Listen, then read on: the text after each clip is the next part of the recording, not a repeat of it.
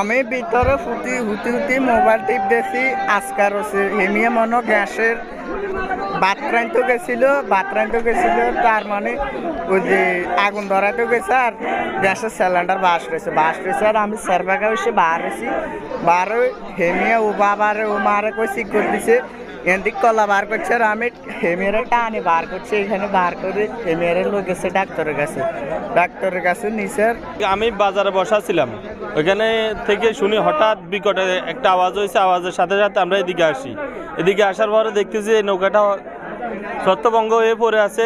তারপরে এখানে আসি জিজ্ঞাসা করার পরে যারা এখানে ছিল ওনারা বলতেছে এখানে একটা গ্যাসের বোতল বাস্ট হওয়ার পরে নৌকাটার এই অবস্থা। একটা গ্যাসের বোতল বাস্ট হয়ে কিভাবে নৌকাটা এই অবস্থা এটা আল্লাহ ভালো জানে। একজন ছিল গাঙ্গাতে নাই ছিল একজন সবাইকে ওকে দিই বাড়ি চলে গেছে।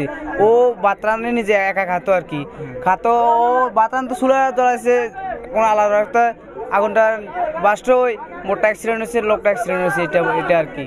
হঠাৎ একটা বিকট শব্দ হয়েছে, শব্দ হওয়ার পরে আমরা শব্দ শুনে এখানে আসলাম দেখার জন্য। দেখি যে এখানে ভয়াবহ অবস্থা।